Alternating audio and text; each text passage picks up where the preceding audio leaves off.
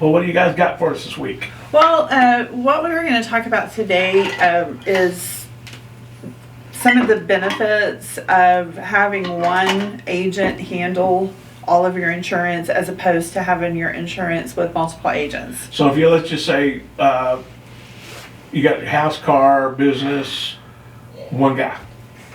One person. One person, yeah. One person. Or I would say one agency. Like, for example, for our agency, we have people that specialize in commercial lines, business insurance, and we have people that specialize in home and auto personal insurance, but they work together, you know. So yeah, there's some ease of doing business, which is obvious. You just have one place to call, you know, when you want to make a change, or say that you have a business and you have your personal auto and you've decided to transfer the title of one of the vehicles in your personal policy to your business and you transfer it. It's really easy because we have all the information. We just take care of it for you. You just tell us, you know.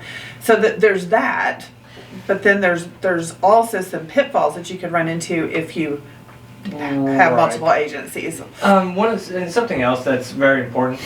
A lot of people are shopping, which is very important to do with your insurance. You need to go out there and see what's out there, but also understand that when you are shopping like that, it also causes other issues. One of them is access to markets. So when you have multiple agents sending out for one piece of business, what ends up happening is you block markets for each agent until, you know, whoever gets there first.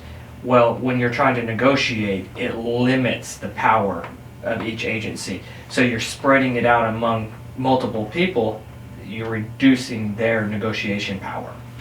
An example, and it's not a client here in Graham, nobody knows who I'm talking about, but I have had a client where I shopped it for this, a large account, and I got 2 competitive quotes.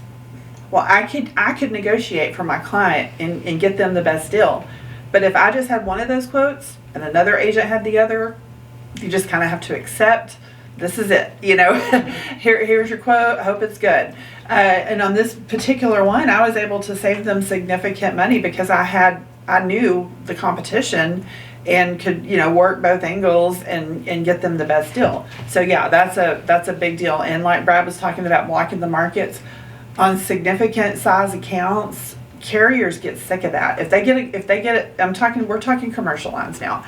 If they get the same account, ABC Waterworks, whoever, I hope that's not a real person, a big $1 million account. One of our accounts. Yeah, okay, sorry, ZDY, whatever.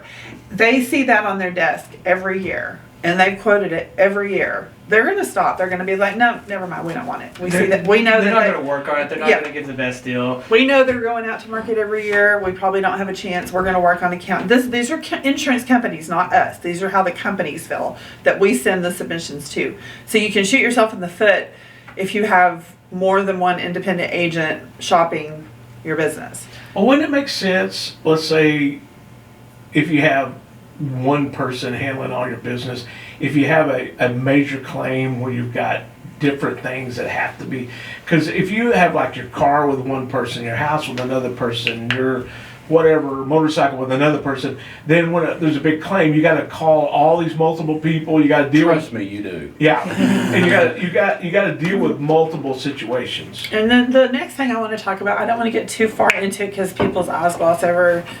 So I'll just say that there are certain kinds of policies that have to be coordinated. An umbrella has to be coordinated with the underlying policies.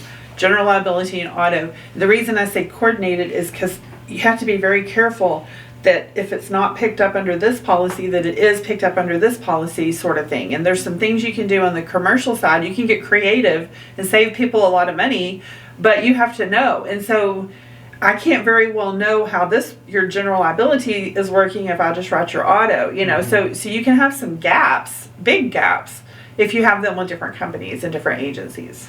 And we've seen that, and it causes a lot of problem. Now, is there ever a reason to have them split? Probably, you know, there's probably some reasons, but it needs to be a situation where you are disclosing exactly what you have to both agents and they probably won't coordinate with each other, but somehow make sure they coordinate. But you have to be super, super careful if you do that. Well, I mean, we just had that one example where we coordinated with another agency to work on an account because we had a specialized program for roofers, and they couldn't get access to it, but they kept the rest of the account. We took over the general liability and we were able to help the client. But I mean, I worked very close with the other agent. I mean, we made sure that everything lined up. Yeah, perfectly. and made sure there were no gaps because we worked with the other agent, and they But were that's willing to do that. That's not normal. Right.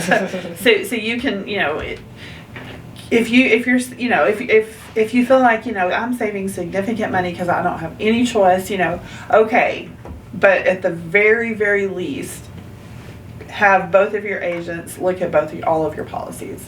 Make sure they coordinate. Right. That's our advice. Our advice is have everything with one agency if you can. Another question on having one agent on everything, does that affect the price of things? It can, but it shouldn't. Well, it can on the personal home and auto. Right. Yes, it can. You can get bundle discounts. Right. And special bundle packages, but to have your business and your personal, you don't Right. usually There's different negotiation powers and all that. Because, like, say, if I had control of an account that I've had for like 5 years, and I go out to market, I can talk to the underwriters a little differently versus having some type of new business that I'm trying to present. Be like, here is this excellent account, and look how wonderful the risk profile looks here. They're not going to give the best deal, but if I controlled the account and I presented it, then they're kind of like, well, I'm only talking to this guy, and I'm competing with other companies and not other agencies, so it's easier to negotiate. Another negotiation tactic, and I've done this over the years. If we're not in a super hard market in commercial lines, we are in personal lines. But when we're in a market where the prices are just crazy, everything's just so high, I will calculate, including their personal lines, if they've been with, I don't know, the same insurance company for their business and their auto, I'll calculate how much premium they paid to that company over the last 10 years or whatever, and send it to the company and say, okay, this is how much you've gotten from them, this is what you paid them, it's not anything you can do to help us. So when we have that information, it can be used as a tactic. So we get creative. That's why I say insurance is not boring. It's not, because you can get really creative, but the thing that I worry about most of all when I see people with multiple agencies is I just assume they probably have a gap somewhere. Because every time I look at it, that's just how it seems to always shake out. You definitely don't want that. No. All right, well, how do folks get a hold of you if you got any questions? They can call us at 940-549-2525 or visit us at the second floor Sierra Bank Building.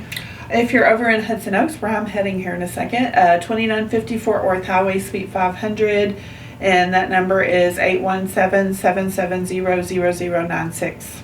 Or visit us online at brianins.com. That's Brian with a Y. Brian with the Y. All right, we're going to hear some great sponsors that we have, and then we're going to come back. We got your Wednesday helpline today. Now,